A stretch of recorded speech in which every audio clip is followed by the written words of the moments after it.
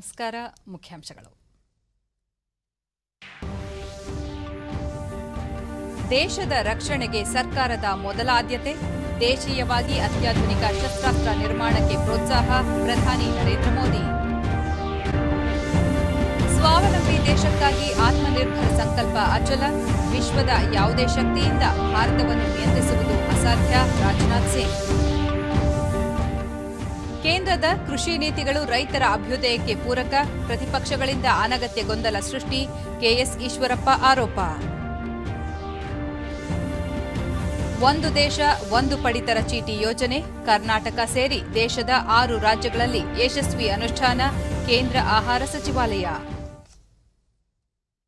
ವಾರ್ತೆಗಳ ವಿವರ. ವಿಶ್ವದ ಅತಿ ಉದ್ದದ ಹೆದ್ದಾರಿ ಸುರಂಗ ಎನ್ನುವ ಹೆಗ್ಗಳಿಕೆಯ ಅಟಲ್ ಸುರಂಗ ಮಾರ್ಗವನ್ನು ಪ್ರಧಾನಿ ನರೇಂದ್ರ ಮೋದಿ ಇಂದು ಉದ್ಘಾಟಿಸಿದರು. ಕಾರ್ಯಕ್ರಮದಲ್ಲಿ ರಕ್ಷಣಾ ಸಚಿವ ರಾಜನಾಥ್ ಸಿಂಗ್, ಹಣಕಾಸು ಖಾತೆ ರಾಜ್ಯ ಸಚಿವ ಅನುರಾಗ್ ಸಿಂಗ್ ಠಾಕೂರ್, ಹಿಮಾಚಲ ಪ್ರದೇಶದ ಮುಖ್ಯಮಂತ್ರಿ ಜೈರಾಮ್ ಠಾಕೂರ್, ರಕ್ಷಣಾ ಪಡೆಗಳ ಮುಖ್ಯಸ್ಥ ಬಿಪಿನ್ ರಾವತ್ ಪಾಲ್ಗೊಂಡಿದ್ದರು. 9.02 ಕಿಲೋಮೀಟರ್ ಉದ್ದದ ಈ ಮಾರ್ಗ ಮನಾಲಿಯಿಂದ ಲಹೌಲ್ ಸ್ಪಿಟಿ ಕಣಿವೆಯನ್ನು ವರ್ಷವಿಡೀ ಸಂಪರ್ಕಿಸಲಿದೆ. ಸುರಂಗ ಮಾರ್ಗ ನಿರ್ಮಾಣಕ್ಕೂ ಮುನ್ನ ಹಿಮದ ಕಾರಣ ವರ್ಷದಲ್ಲಿ 6 ತಿಂಗಳ ಕಾಲ ಈ ಮಾರ್ಗದ ಸಂಪರ್ಕ ಕಡಿತವಾಗುತ್ತಿತ್ತು. ಈ ಸುರಂಗ ಮಾರ್ಗವನ್ನು ಹಿಮಾಲಯದ ಪೀರ್ ಪಂಜಾಲ್ ಶ್ರೇಣಿಯಲ್ಲಿ ಅತ್ಯಾಧುನಿಕ ವಿಶೇಷತೆಗಳೊಂದಿಗೆ ಸಮುದ್ರ ಮಟ್ಟದಿಂದ ಸರಾಸರಿ 3000 ಮೀಟರ್ ಎತ್ತರದಲ್ಲಿ ನಿರ್ಮಿಸಲಾಗಿದೆ. ಈ ಸುರಂಗ ಮಾರ್ಗದಲ್ಲಿ ಮನಾಲಿ ಮತ್ತು ಲೇಹ್ ನಡುವಿನ ಅಂತರ 46 ಕಿಲೋಮೀಟರ್ ತಗ್ಗಲಿದ್ದು 4 ರಿಂದ 5 ಗಂಟೆಗಳ ಪ್ರಯಾಣ ಅವಧಿಯು ಉಳಿತಾಯವಾಗಲಿದೆ. सेरी नाला जो कि एक फॉल्ट जोन है, अगर उस जियोलॉजिकल एक्सकेवेशन के जो पैरामीटर्स हैं वो 5 मीटर जानकारी दे रहे हैं तस्वीरों के माध्यम से. हमारे है केलोंग जिस दिशा में आगे पड़ता है वहां पर ज्यादा मुश्किलें आती थी, इसीलिए ज्यादा कार्य जो हुआ वो साउथ पोर्टल जिसे उस देश का सर्वोच्च नेतृत्व आज इसका साक्षी बन रहा है. अटल टनल इसकी चौड़ाई 10.5 मीटर, जिसमें दोनों ओर 4 छोर पर घोड़े की नाल के आकार की हॉर्स शू शेप्ड टनल है. ये हर 20 अपने टेलीविजन स्क्रीन पर हर 1 किलोमीटर पर इस टनल में वायु गुणवत्ता निगरानी का भी प्रबंध किया गया है, एयर क्वालिटी मॉनिटरिंग का. उससे भी बेहतरीन सोच, हर एक छोटी बड़ी जानकारी साझा करते हुए जो प्राप्त होगा इस अटल टनल के समारोह के लिए चयनित किया गया है. 15 बुजुर्गों को छोर से दक्षिणी छोर की महीने वो दूसरी जगह उन्हें पलायन करना पड़ता था. लोग इस बस में यात्रा कर रहे हैं, उनमें आज का दिन ರಹತಾಂಗ್ನಲ್ಲಿ ಪ್ರಧಾನಿ ಅಟಲ್ ಸುರಂಗದ ನಿರ್ಮಾಣ ತಾಂತ್ರಿಕ ಕೌಶಲ್ಯ, ವಿನ್ಯಾಸ ಹಾಗೂ ಕಾಮಗಾರಿ ಸವಾಲುಗಳ ದೃಷ್ಟಿಯಿಂದ ಅತಿ ವಿಶಿಷ್ಟವಾಗಿದೆ. ಇದನ್ನು ಶಿಕ್ಷಣದ ಭಾಗವನ್ನಾಗಿಸಬೇಕು. ಇದರ ತಂತ್ರಜ್ಞಾನ ನಮ್ಮ ವಿದ್ಯಾರ್ಥಿಗಳಿಗೆ ಸಿಗಬೇಕು. ವಿಶ್ವವಿದ್ಯಾಲಯಗಳ ವಿದ್ಯಾರ್ಥಿಗಳ ಅಧ್ಯಯನಕ್ಕೆ ಅವಕಾಶ ಮಾಡಿಕೊಡಬೇಕು ಎಂದು ಹೇಳಿದರು. ವಿದೇಶದ ವಿಶ್ವವಿದ್ಯಾಲಯಗಳನ್ನು ಇಲ್ಲಿಗೆ ಆಹ್ವಾನಿಸಬೇಕು. ಈ ಮೂಲಕ ಭಾರತದ ಕೌಶಲ್ಯವನ್ನು ಜಗತ್ತಿಗೆ ಸಾರಬೇಕಾಗಿದೆ. ಗಡಿ ಭಾಗದ ಮೂಲಸೌಕರ್ಯ ದೇಶದ ರಕ್ಷಣಾ ವ್ಯವಸ್ಥೆಯೊಂದಿಗೆ ನೇರ ಸಂಬಂಧ ಹೊಂದಿದೆ. ಈ ಹಿನ್ನೆಲೆಯಲ್ಲಿ ಸರ್ಕಾರ ದೇಶದ ಗಡಿಭಾಗದ ಸಂಪರ್ಕ ಕಾಮಗಾರಿಗಳಿಗೆ ಆದ್ಯತೆ ನೀಡಿದೆ. ಈ ಸುರಂಗದಿಂದ ಯೋಧರಿಗೆ ಹೆಚ್ಚಿನ ಪ್ರಮಾಣದಲ್ಲಿ ಅನುಕೂಲವಾಗಲಿದೆ. ದೇಶದ ರಕ್ಷಣೆ ಮಾಡುವ ಯೋಧರ ಅಗತ್ಯಗಳನ್ನು ಪೂರೈಸುವುದು ಸರ್ಕಾರದ ಪ್ರಥಮ ಆದ್ಯತೆಗಳಲ್ಲಿ ಒಂದಾಗಿದೆ ಎಂದರು. ದೇಶದ ರಕ್ಷಣೆಗಿಂತ ಮಹತ್ವದ ಕಾರ್ಯ ಬೇರೆ ಇಲ್ಲ. ಕೇಂದ್ರ ಸರ್ಕಾರ ದೇಶದ ರಕ್ಷಣೆಗೆ ಆದ್ಯತೆ ನೀಡಿದೆ ಎಂದರು. 2014ಕ್ಕೂ ಮುನ್ನ ದೇಶದ ರಕ್ಷಣಾ ಸಂಸ್ಥೆಗಳು ನಷ್ಟದಲ್ಲಿದ್ದವು. ದೇಶದ ಹೆಮ್ಮೆಯ ತೇಜಸ್ ಯುದ್ಧ ವಿಮಾನವನ್ನು ನಿರ್ಮಿಸಿರುವ ವಿಶ್ವ ದರ್ಜೆಯ HALನಂತಹ ಸಂಸ್ಥೆಯ ಬಲವರ್ಧನೆಗೂ ಗಮನ ನೀಡಿರಲಿಲ್ಲ. ಆದರೆ ಈಗ ಸ್ಥಿತಿ ಬದಲಾಗಿದೆ. ದೇಶದಲ್ಲೇ ಆಧುನಿಕ ಶಸ್ತ್ರಾಸ್ತ್ರಗಳನ್ನು ನಿರ್ಮಿಸಲಾಗುತ್ತಿದೆ. ದೇಶೀಯ ಸಂಸ್ಥೆಗಳಿಗೆ ಪ್ರೋತ್ಸಾಹ ನೀಡಲಾಗುತ್ತಿದೆ. ರಕ್ಷಣಾ ವ್ಯವಸ್ಥೆಯಲ್ಲಿ ಸಾಕಷ್ಟು ಸುಧಾರಣೆಗಳನ್ನು ತರಲಾಗಿದೆ. ಆತ್ಮನಿರ್ಭರ್ ಭಾರತ್ ಜನರ ಯೋಜನೆಯ ಭಾಗವಾಗಿದೆ ಎಂದರು. ಸುರಂಗದ ಕಾಮಗಾರಿಗೆ 2002ರಲ್ಲೇ ಶಿಲಾನ್ಯಾಸ ಮಾಡಲಾಗಿತ್ತು. ಆದರೆ ಮುಂದೆ ಆಡಳಿತ ನಡೆಸಿದವರು ತ್ವರಿತವಾಗಿ ಪೂರ್ಣಗೊಳಿಸಲು ಆದ್ಯತೆ ನೀಡಲಿಲ್ಲ. ಅಭಿವೃದ್ಧಿ ಕಾಮಗಾರಿಗಳು ವಿಳಂಬವಾಗಿರುವುದರಿಂದ ದೇಶಕ್ಕೆ ನಷ್ಟವಾಗುತ್ತದೆ. 2005ರಲ್ಲಿ ಈ ಯೋಜನೆಗೆ 950 ಕೋಟಿ ರೂಪಾಯಿಗಳನ್ನು ಅಂದಾಜಿಸಲಾಗಿತ್ತು.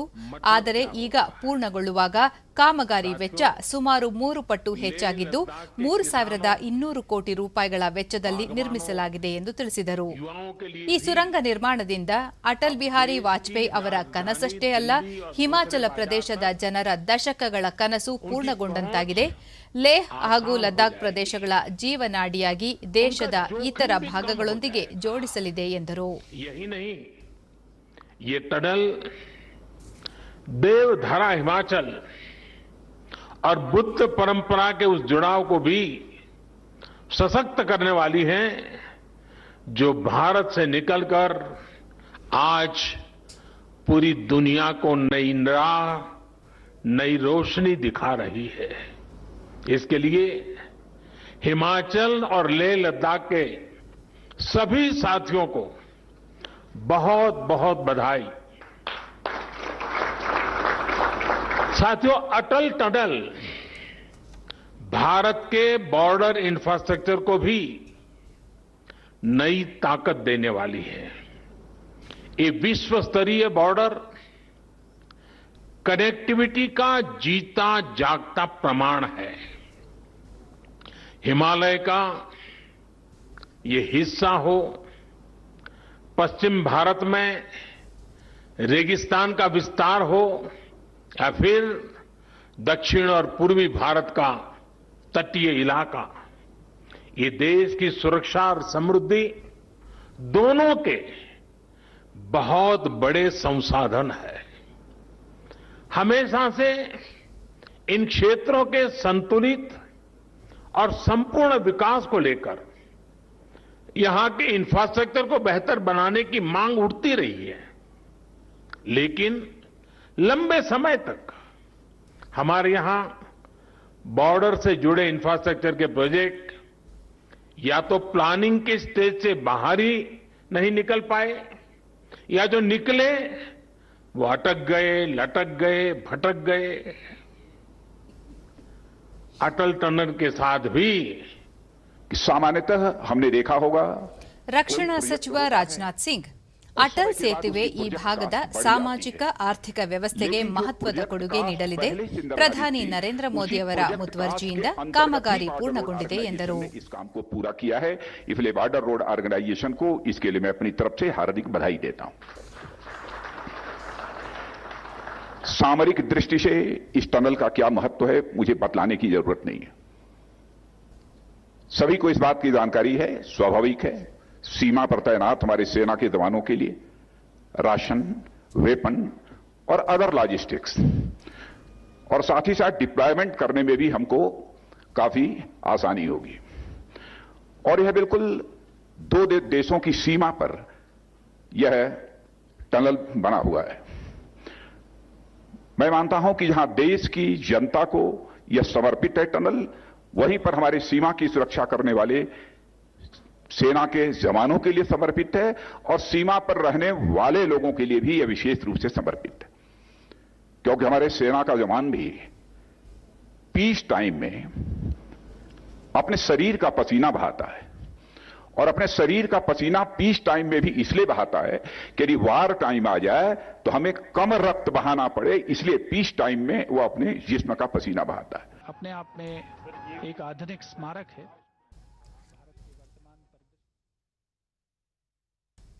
ದೇಶದ ರೈತರ ಹಿತ ಕಾಯಲು ಸರ್ಕಾರ ಬದ್ಧವಾಗಿದೆ ಎಂದು ಪ್ರಧಾನಿ ನರೇಂದ್ರ ಮೋದಿ ಇಂದು ಪುನರುಚ್ಚರಿಸಿದರು.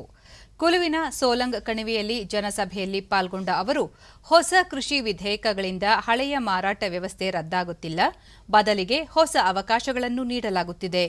ಬೇರೆ ರಾಜ್ಯಗಳ ಮಾರುಕಟ್ಟೆಗಳಿಗೂ ಹೋಗಿ ತಮ್ಮ ಉತ್ಪನ್ನಗಳನ್ನು ಮಾರಾಟ ಮಾಡುವ ಸ್ವಾತಂತ್ರ್ಯ ದೊರೆಯುತ್ತಿದೆ ಎಂದರು. ಕೃಷಿ ಕ್ಷೇತ್ರದಲ್ಲಿ ಈ ಕಾನೂನುಗಳ ಮೂಲಕ ಸುಧಾರಣೆಗಳನ್ನು ತರಲಾಗುತ್ತಿದೆ. ಸರ್ಕಾರಕ್ಕೆ ದೇಶದ ರೈತರ ಉಜ್ವಲ ಭವಿಷ್ಯವೇ ಮುಖ್ಯವಾಗಿದೆ. ಆದರೆ ಹಳೆಯ ರಾಜಕೀಯ ಚಿಂತನೆಗಳಿಂದ ಇದಕ್ಕೆ ಅಡ್ಡಿಯಾಗುತ್ತಿದೆ ಎಂದರು. ಕಿಸಾನ್ ಸಮ್ಮಾನ್ ನಿಧಿ ಅಡಿಯಲ್ಲಿ ಸುಮಾರು 10 ಕೋಟಿ ರೈತರಿಗೆ 1 ಲಕ್ಷ ಕೋಟಿ ರೂಪಾಯಿಗಳನ್ನು ರೈತರ ಖಾತೆಗೆ ಜಮಾ ಮಾಡಲಾಗಿದೆ ಎಂದು ತಿಳಿಸಿದರು. ಸಾಮಾನ್ಯ ಜನರ ಜೀವನವನ್ನು ಸುಗಮಗೊಳಿಸುವ ಉದ್ದೇಶದಿಂದ ದೇಶದ 6 ಲಕ್ಷ ಗ್ರಾಮಗಳಲ್ಲಿ ಆಪ್ಟಿಕಲ್ ಫೈಬರ್ ಅಳವಡಿಕೆ ಕಾರ್ಯ ಆರಂಭವಾಗಿದೆ. ಮುಂದಿನ 1,000 ದಿನಗಳಲ್ಲಿ ಮಿಷನ್ ಮಾದರಿಯಲ್ಲಿ ಈ ಕಾರ್ಯ ಪೂರ್ಣಗೊಳ್ಳಲಿದೆ. ಇದರಿಂದ ಗ್ರಾಮಗಳಲ್ಲೂ ಅಂತರ್ಜಾಲ ವೈಫೈ ಸೌಲಭ್ಯ ಸಿಗಲಿದೆ ಎಂದರು. ಹಿಂದೆ ಸೋಲಂಗ್ಗೆ ಪ್ಯಾರಾಗ್ಲೈಡಿಂಗ್ಗೆ ಬರುತ್ತಿದ್ದೆ ಎಂದು ಸ್ಮರಿಸಿದ ಪ್ರಧಾನಿ, ಎಲ್ಲರಿಗಿಂತ ಎತ್ತರ ಹೋಗುತ್ತಿದ್ದೆ, ಉಸಿರು ಕಟ್ಟುತ್ತಿತ್ತು. ಒಮ್ಮೆ ಅಟಲ್ ಬಿಹಾರಿ ವಾಜಪೇಯಿ ಇಲ್ಲಿಗೆ ಬರುವವರಿದ್ದರು. 11 ಪ್ಯಾರಾಗ್ಲೈಡರ್ಗಳು ಸೇರಿಕೊಂಡು ಮೇಲಿನಿಂದ ಕೆಳಗಿಳಿದು ಅವರನ್ನು ಸ್ವಾಗತ ಮಾಡಿದ್ದೆವು. ಇದು ರೋಮಾಂಚಕವಾಗಿತ್ತು ಎಂದು ಅಟಲ್ ಅವರು ಇಷ್ಟೆಲ್ಲ ಸಾಹಸ ಏಕೆ ಮಾಡುತ್ತೀಯ ಎಂದು ಪ್ರಶ್ನಿಸಿದ್ದರು ಎಂದು ಹಳೆಯ ನೆನಪುಗಳನ್ನು ಸ್ಮರಿಸಿಕೊಂಡರು. ಪ್ರಧಾನಿ ನರೇಂದ್ರ ಮೋದಿ ಅವರಿಗೆ ಶಾಂಗ್ರಿ ರಾಮಾಯಣದ ಕಲಾಕೃತಿಯನ್ನು ನೀಡಿ ಗೌರವಿಸಲಾಯಿತು. ಸಾಂಪ್ರದಾಯಿಕ ಪೇಟ ತೊಡಿಸಿ ಶಾಲು ಹೊದಿಸಲಾಯಿತು. ಸೋಲಂಗ್ನಲ್ಲಿ ಮೋದಿ ಪ್ಯಾರಾಗ್ಲೈಡಿಂಗ್ ಮಾಡಿದ್ದ ಹಳೆಯ ಭಾವಚಿತ್ರವೊಂದನ್ನು ಉಡುಗೊರೆಯಾಗಿ ನೀಡಲಾಯಿತು. स्मृति चिन्ह के रूप में शांग्री रामायण पेंटिंग एवं इसी पर केंद्रित पुस्तिका भी भेंट की जा रही है. शांग्री रामायण श्रृंखला के चित्र पहाड़ी चित्रकला में कुल्लू शैली की अमूल्य निधियों कि आज के 20 साल पहले ರಕ್ಷಣಾ आदरणीय ಸಚಿವ अटल बिहारी ರಾಜನಾಥ್ वाजपेयी ಸಿಂಗ್, जी ने ಪ್ರಧಾನಿ ಮೋದಿಯವರ ನೇತೃತ್ವದಲ್ಲಿ ದೇಶ ಸ್ವಾವಲಂಬಿಯಾಗುತ್ತಿದೆ. ಆತ್ಮನಿರ್ಭರ್ ಭಾರತ್ ನಿರ್ಮಿಸುವ ನಮ್ಮ ಸಂಕಲ್ಪವನ್ನು ವಿಶ್ವದ ಯಾವುದೇ ಶಕ್ತಿ ತಡೆಯಲು ಸಾಧ್ಯವಿಲ್ಲ ಎಂದರು. तो हमारे प्रधानमंत्री आदरणीय नरेंद्र मोदी जी ने निभाई है और यह विश्व का सबसे बड़ा टनल है. यदि मैं उसको एक वाक्य में कहूं तो मैं कह सकता हूं कि हमारे प्रधानमंत्री ने भारत माता के मुकुट में एक रत्न और जड़ दिया है इस अटल टनल रोहतांग के रूप में. ಹಿಮಾಚಲ ಪ್ರದೇಶದ ಮುಖ್ಯಮಂತ್ರಿ ಜೈರಾಮ್ ಠಾಕೂರ್, ಕೇಂದ್ರ ಸಚಿವ ಅನುರಾಗ್ ಠಾಕೂರ್ ಪಾಲ್ಗೊಂಡಿದ್ದರು. ಅಟಲ್ ಸುರಂಗದ ಉದ್ಘಾಟನೆಯ ಬಳಿಕ ಪ್ರಧಾನಿ ನರೇಂದ್ರ ಮೋದಿ ಅವರು ಹಿಮಾಚಲ ಪ್ರದೇಶದ ಲಾಹೌಲ್ ಸ್ಪಿಟಿಯ ಸಿಸು ಗ್ರಾಮದಲ್ಲಿ ಆಯೋಜಿಸಲಾಗಿದ್ದ ಜನಸಭೆಯಲ್ಲಿ ಪಾಲ್ಗೊಂಡರು. ಪ್ರಧಾನಿ ಅವರನ್ನು ಸ್ವಾಗತಿಸಿದ ಹಿಮಾಚಲ ಪ್ರದೇಶದ ಮುಖ್ಯಮಂತ್ರಿ ಜೈರಾಮ್ ಠಾಕೂರ್, ಪ್ರಧಾನಿ ಹಿಮಾಚಲದ ಮೂಲೆ ಮೂಲೆಯನ್ನು ಅರಿತಿದ್ದಾರೆ. ಸುರಂಗದ ಕನಸನ್ನು ಅಟಲ್ ಬಿಹಾರಿ ವಾಜಪೇಯಿ ಅವರಲ್ಲಿ ಬಿತ್ತಿದವರೇ ಮೋದಿಯವರು ಎಂದು ತಿಳಿಸಿದರು. हेलीकॉप्टर भी रोहतांग तक कई बार आता, रोहतांग से मुड़ करके चले जाता क्योंकि मौसम खराब है, हवाएं बहुत तेज होती हैं. ऐसी परिस्थिति में बहुत कठिन परिस्थितियां रहती थी. लेकिन आज ये अटल टनल, जिसका नाम अटल जी के नाम पर रखा, उनको स्मरण करते हुए एक बहुत बड़ा योगदान केंद्र सरकार का आदरणीय मोदी जी के नेतृत्व में हिमाचल प्रदेश के लिए जो मिला है, इसके लिए हम हृदय से आपके बहुत बहुत आभारी हैं. धीरे धीरे ಈ ಕಾರ್ಯಕ್ರಮದಲ್ಲಿ ರಕ್ಷಣಾ ಸಚಿವ ರಾಜನಾಥ್ ಸಿಂಗ್, ಸಚಿವ ಅನುರಾಗ್ ಠಾಕೂರ್ ಉಪಸ್ಥಿತರಿದ್ದರು. सोलंग घाटी जाएंगे. ಸಿಸು ಗ್ರಾಮದಲ್ಲಿ ಸಭೆಯಲ್ಲಿ ಪಾಲ್ಗೊಂಡ ಪ್ರಧಾನಿ ತೆರೆದ ವಾಹನದಲ್ಲಿ ಅಟಲ್ ಸುರಂಗದಲ್ಲಿ ಪ್ರಯಾಣ ಬೆಳೆಸಿದರು. ये बेहद ऐतिहासिक अवसर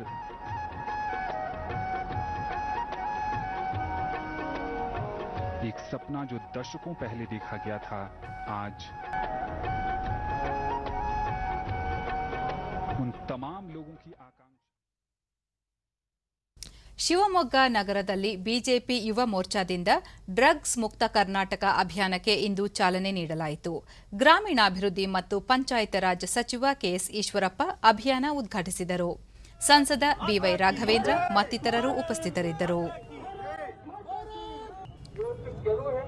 ಬಳಿಕ ಈಶ್ವರಪ್ಪ, ಮಾದಕ ವಸ್ತು ನಿಯಂತ್ರಣಕ್ಕೆ ಸರ್ಕಾರ ಹಲವು ದಿಟ್ಟ ಹೆಜ್ಜೆಗಳನ್ನು ಕೈಗೊಂಡಿದ್ದು, ದುಶ್ಚಟಗಳ ನಿವಾರಣೆಗೆ ನಾಗರಿಕ ಸಮಾಜ ಬೆಂಬಲ ನೀಡಬೇಕು ಎಂದು ಮನವಿ ಮಾಡಿದರು.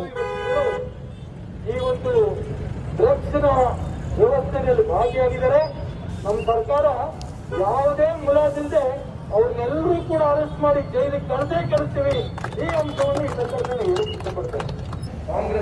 ನಂತರ ಸುದ್ದಿಗೋಷ್ಠಿಯಲ್ಲಿ ಈಶ್ವರಪ್ಪ, ಕೇಂದ್ರದ ಕೃಷಿ ನೀತಿಗಳು ಅತ್ಯಂತ ಉಪಯುಕ್ತವಾಗಿದ್ದು ಪ್ರತಿಪಕ್ಷಗಳು ಅನಗತ್ಯ ಗೊಂದಲ ಮೂಡಿಸುವ ನಿಟ್ಟಿನಲ್ಲಿ ಕಾರ್ಯೋನ್ಮುಖವಾಗಿವೆ ಎಂದು ಆರೋಪಿಸಿದರು. ಇದರ ಬಗ್ಗೆ ಯಾವುದೇ ಕಾರಣಕ್ಕೂ ಕೂಡ ರೈತರು ಬಲಿಯಾಗಬಾರದು ಅನ್ನೋ ಪ್ರಾರ್ಥನೆ ನಾನು ಮಾಡ್ತೇನೆ. ಈಗಾಗಲೇ ಹತ್ತಾರು ವಿಚಾರಗಳಲ್ಲಿ ಸುಳ್ಳು ಹೇಳಿದ್ದಾರೆ. ಇದು ಒಂದು ಸುಳ್ಳು.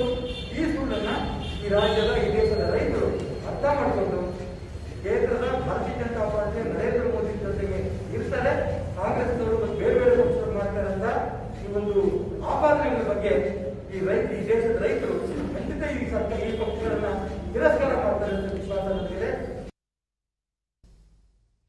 ಒಂದು ದೇಶ ಒಂದು ಪಡಿತರ ಚೀಟಿ ಯೋಜನೆ ಕರ್ನಾಟಕ ಸೇರಿ 6 ರಾಜ್ಯಗಳಲ್ಲಿ ಯಶಸ್ವಿಯಾಗಿ ಅನುಷ್ಠಾನಗೊಂಡಿದೆ. ಉತ್ತರ ಪ್ರದೇಶ, ಆಂಧ್ರಪ್ರದೇಶ, ತೆಲಂಗಾಣ, ಗೋವಾ ಮತ್ತು ತ್ರಿಪುರಾ ರಾಜ್ಯಗಳಲ್ಲೂ ಸಹ ಸುಧಾರಣೆಗಳು ಯಶಸ್ವಿಯಾಗಿ ಜಾರಿಯಾಗಿವೆ ಎಂದು ಕೇಂದ್ರ ಆಹಾರ ಮತ್ತು ನಾಗರಿಕ ಸರಬರಾಜು ಸಚಿವಾಲಯ ತಿಳಿಸಿದೆ. ಸಾರ್ವಜನಿಕ ವಿತರಣಾ ವ್ಯವಸ್ಥೆ ಹಾಗೂ ಸುಲಭ ವ್ಯವಹಾರ ಸುಧಾರಣೆಗಳನ್ನು ಯಶಸ್ವಿಯಾಗಿ ಅನುಷ್ಠಾನಗೊಳಿಸಿರುವ ಉತ್ತರ ಪ್ರದೇಶ, ಆಂಧ್ರಪ್ರದೇಶ ರಾಜ್ಯಗಳಿಗೆ ಕೇಂದ್ರ ಹಣಕಾಸು ಸಚಿವಾಲಯ ಹೆಚ್ಚುವರಿಯಾಗಿ 7,376 ಕೋಟಿ ರೂಪಾಯಿ ಸಾಲ ಪಡೆಯಲು ಸಹ ಅನುಮತಿ ನೀಡಿದೆ. ಉತ್ತರ ಪ್ರದೇಶ ಒಂದು ದೇಶ ಒಂದು ಪಡಿತರ ಚೀಟಿ ವ್ಯವಸ್ಥೆಯನ್ನು ಸುವ್ಯವಸ್ಥಿತವಾಗಿ ಜಾರಿಗೊಳಿಸಿದ 6ನೇ ರಾಜ್ಯವಾಗಿದೆ. ಒಂದು ದೇಶ ಒಂದು ಪಡಿತರ ಚೀಟಿ ವ್ಯವಸ್ಥೆಯಡಿ ರಾಷ್ಟ್ರೀಯ ಆಹಾರ ಭದ್ರತಾ ಕಾಯ್ದೆ ಮತ್ತು ಇತರ ಕಲ್ಯಾಣ ಯೋಜನೆಯಡಿ ಬರುವ ವಲಸೆ ಕಾರ್ಮಿಕರು ಮತ್ತಿತರರಿಗೆ ದೇಶದ ಯಾವುದೇ ನ್ಯಾಯಬೆಲೆ ಅಂಗಡಿಗಳಲ್ಲಿ ಪಡಿತರ ವಿತರಿಸುವ, ಉತ್ತಮ ಸೇವೆ ಕಲ್ಪಿಸುವ, ನಕಲಿ ಮತ್ತು ಅನರ್ಹ ಕಾರ್ಡ್ಗಳನ್ನು ನಿರ್ಮೂಲನೆ ಮಾಡುವ ಹಾಗೂ ಸೋರಿಕೆ ತಡೆಗಟ್ಟುವ ಉದ್ದೇಶವನ್ನು ಹೊಂದಿದೆ.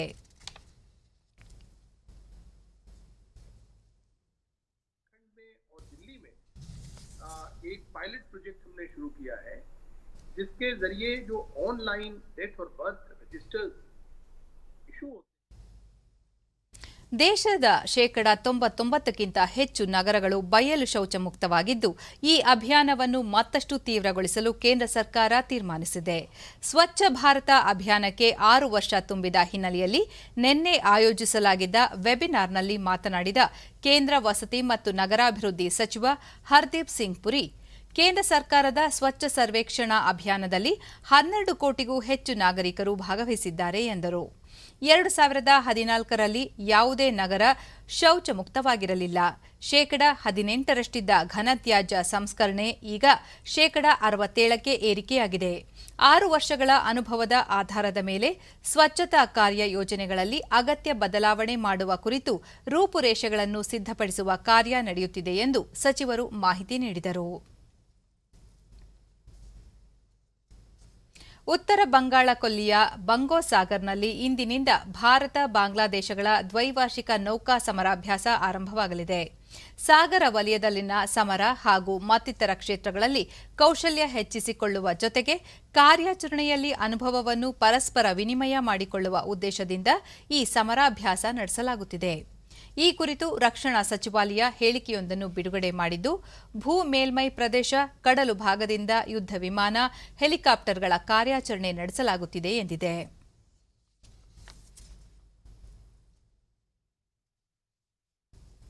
ಉತ್ತರ ಪ್ರದೇಶದ ಹತ್ರಾಸ್ನಲ್ಲಿನ ಅತ್ಯಾಚಾರ ಪ್ರಕರಣದಲ್ಲಿ ಕರ್ತವ್ಯ ಲೋಪ ಎಸಗಿದ 5 ಉನ್ನತ ಪೊಲೀಸ್ ಅಧಿಕಾರಿಗಳನ್ನು ಅಮಾನತುಗೊಳಿಸಲಾಗಿದೆ.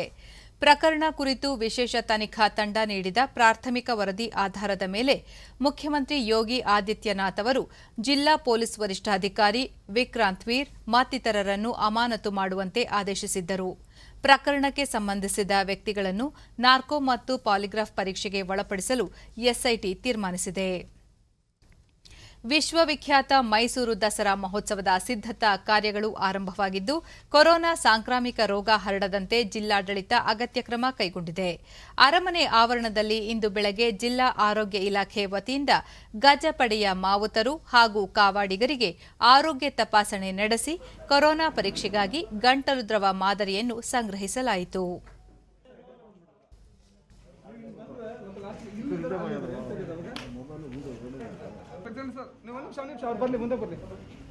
ಮೇಡಮ್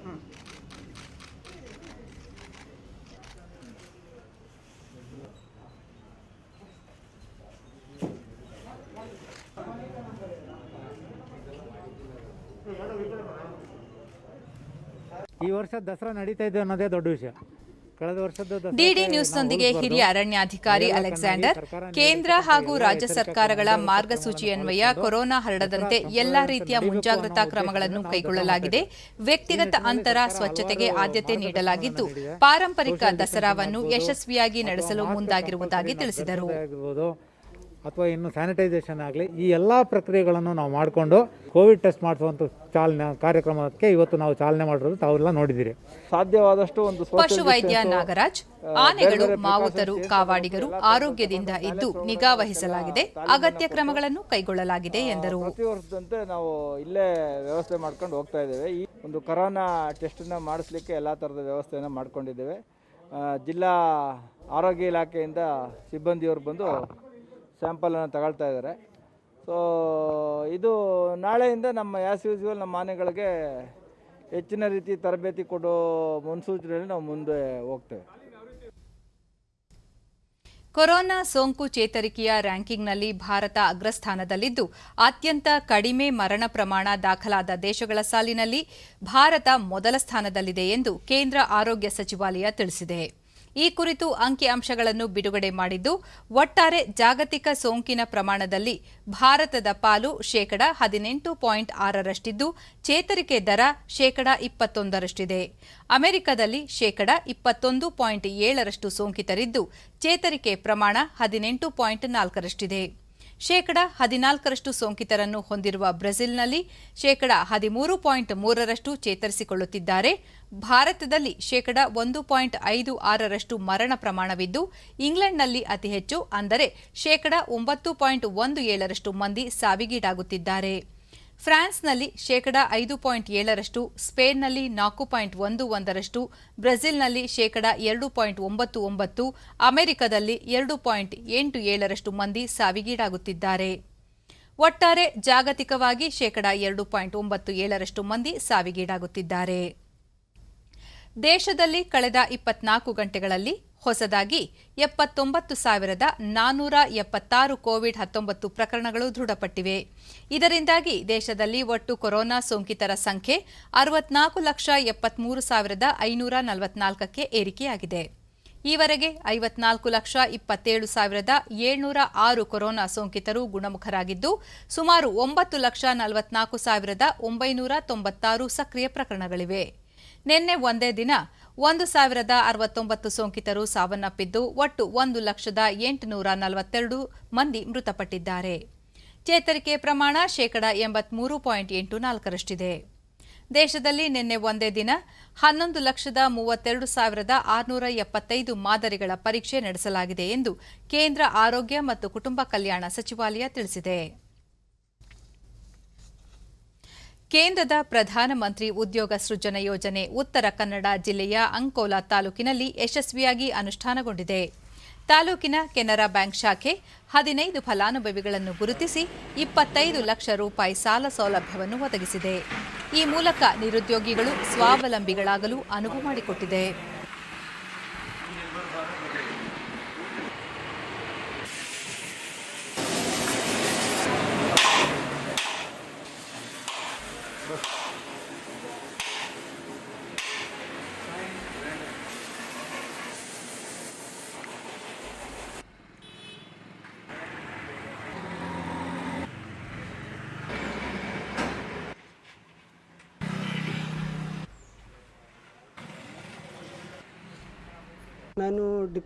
ಡಿಡಿ ನ್ಯೂಸ್ನೊಂದಿಗೆ ಫಲಾನುಭವಿ ಅಭಯ್ ರಾಯ್ಕರ್, ಈ ಯೋಜನೆಯಿಂದ ಕಡಿಮೆ ಬಡ್ಡಿ ದರದಲ್ಲಿ ಹಣ ಪಡೆದು ಸ್ವಂತ ಉದ್ಯೋಗ ಮಾಡುತ್ತಿದ್ದೇನೆ ಎಂದರು. ಲೋನ್ ಥ್ರೂ ನಾನು ಆಟೋಮೊಬೈಲ್ ಸ್ಪೇರ್ಸ್ ಮತ್ತು ಆಕ್ಸೆಸರೀಸ್ ಶಾಪನ್ನು ಸ್ಟಾರ್ಟ್ ಮಾಡಿದೆ. ಈಗ ಅದ್ರ ಥ್ರೂ ನಂದು ಒಳ್ಳೆ ಬಿಸ್ನೆಸ್ ನಡೀತಾ ಇದೆ. ಅದ್ರ ಜೊತೆಗೆ ನನ್ನ ಜೊತೆ ಇನ್ನೊಬ್ರಿಗೂ ವರ್ಕ್ ಕೊಟ್ಟಿದ್ದೀನಿ. ನನ್ನ ಸ್ವಂತ ಉದ್ಯೋಗ ನಾನಾಗಿ ಮಾಡ್ಕೊಂಡಿರೋದು ಖುಷಿ ನನಗಿದೆ. ನಾನು ಖುಷಿಯಲ್ಲಿದ್ದೇನೆ. ಬೇರೆ ಕಡೆ ಗ್ಯಾರೇಜ್ನಲ್ಲಿ ಕೆಲಸ ಮತ್ತೋರ್ವ ಫಲಾನುಭವಿ ಶಬೀರ್ ಅಹಮದ್ ಸೈಯದ್, ಮೊದಲು ಬೇರೆಯವರ ಗ್ಯಾರೇಜ್ನಲ್ಲಿ ಕೆಲಸ ಮಾಡುತ್ತಿದ್ದೆ. ಈಗ ನನ್ನದೇ ಸ್ವಂತ ದುರಸ್ತಿ ಅಂಗಡಿ ಆರಂಭಿಸಿ ಉದ್ಯೋಗವನ್ನು ನೀಡಿದ್ದೇನೆ ಎಂದು ಸಂತಸ ಹಂಚಿಕೊಂಡರು. ಬ್ಯಾಂಕಿಗೆ ಹೋಗಿ ಭೇಟಿಯಾಗಿದ್ದೆ. ಬ್ಯಾಂಕ್ನಲ್ಲಿ PMEJP ಅದು ಸ್ಕೀಮ್ ಬಂದಿದ್ದು. ಅವರು ಹಿಂಗೆ ನಮಗೆ ಕಡಿಮೆ ಬಡ್ಡಿದಲ್ಲಿ ಸಾಲ ಇದು ಮಾಡಿಕೊಟ್ಟಿರು. ಆದರೆ ನಾವು ಒಬ್ಬನೇ ಕೆಲಸ ಮಾಡ್ತೀವಿ. ಯಾವಾಗ ನಮ್ಮ ಕೆಲಸ ಜಾಸ್ತಿ ಇರ್ತದೆ ಆವಾಗ ನಾವು ಬೇರೆಯೊಬ್ಬರಿಗೆ ಕರ್ಕೊಂಡು ಕೆಲಸ ಮಾಡ್ಕೊಂಡು ಇದು ಮಾಡ್ತೀವಿ.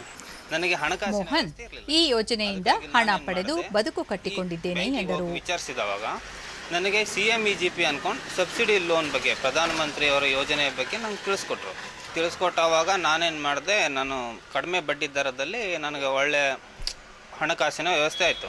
ಇದರಿಂದ ನನಗೆ ಈ ಬಿಸ್ನೆಸ್ ಮಾಡಿದ್ರಿಂದ ನನಗೆ ಈಗ ಒಳ್ಳೆಯದಾಗಿದೆ.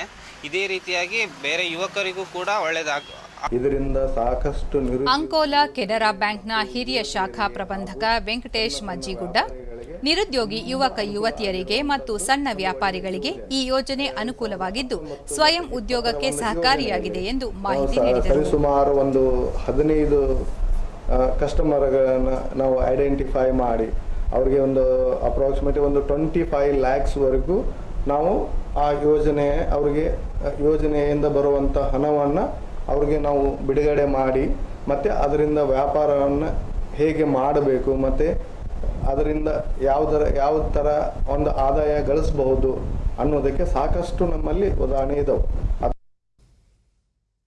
ಚಿತ್ರದುರ್ಗ ಜಿಲ್ಲೆಯ ಹಿರಿಯೂರಿನ ವಾಣಿವಿಲಾಸ ಸಾಗರದ ಜನರಲ್ ತಿಮ್ಮಯ್ಯ ಜಲಸಾಹಸ ಅಕಾಡೆಮಿ ಕೇಂದ್ರದಿಂದ ವಿದ್ಯಾರ್ಥಿಗಳಿಗೆ ವಿವಿಧ ಜಲಸಾಹಸ ಕ್ರೀಡೆಗಳ ತರಬೇತಿ ನೀಡಲಾಗುತ್ತಿದೆ. ಇದು ಸುತ್ತಮುತ್ತಲ ಯುವಕರ ಆಕರ್ಷಣೆಗೆ ಪಾತ್ರವಾಗಿದ್ದು ವಿವಿಧ ಜಲಸಾಹಸಗಳಿಗೆ ತರಬೇತಿ ದೊರೆಯುತ್ತಿದೆ. ವಿವಿಧ ಮಾದರಿಯ ಈಜು, ಜಲಾಘಾತ, ಅಪಾಯಗಳಿಂದ ಪಾರಾಗುವ ಸಾಹಸ, ಜಲ ದುರಂತಗಳ ವೇಳೆ ಇತರರನ್ನು ರಕ್ಷಿಸುವ ತರಬೇತಿ ಸೇರಿದಂತೆ ಹಲವು ಬಗೆಯ ಮಾರ್ಗದರ್ಶನ ದೊರೆಯುತ್ತಿದೆ.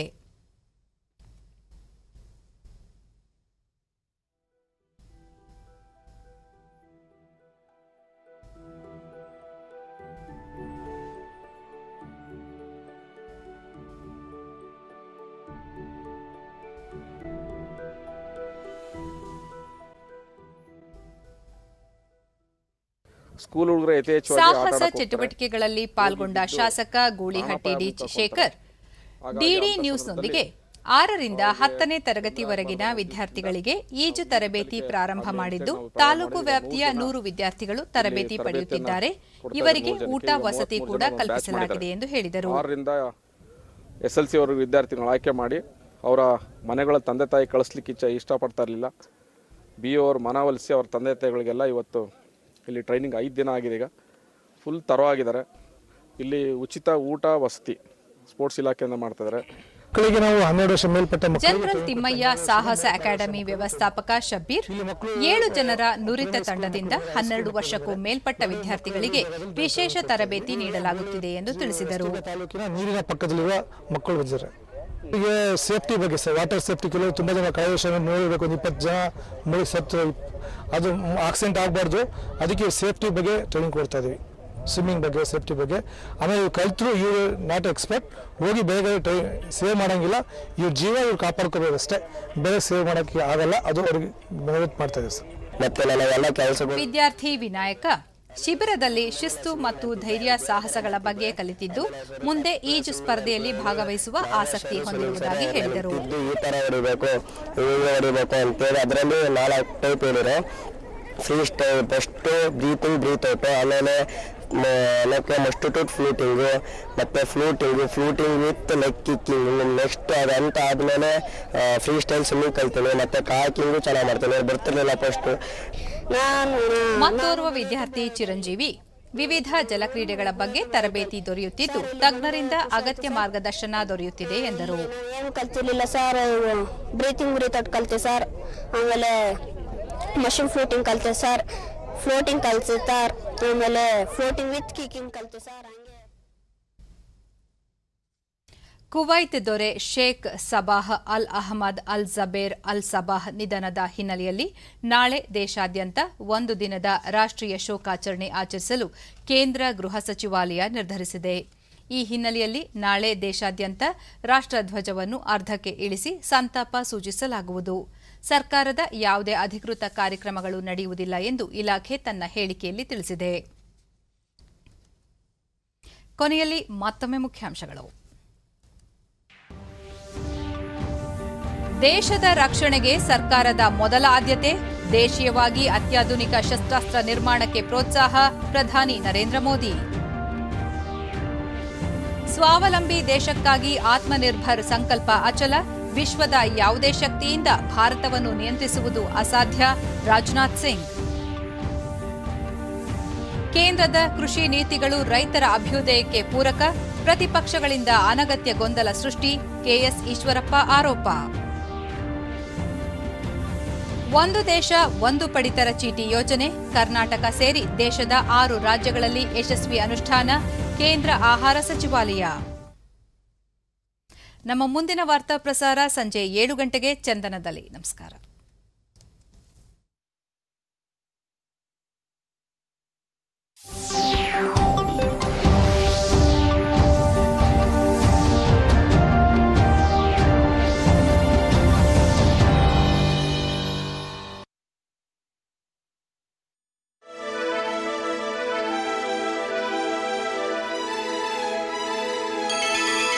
ಬಾರಿಸು ಕನ್ನಡ ಡಿಂಡಿಮವ.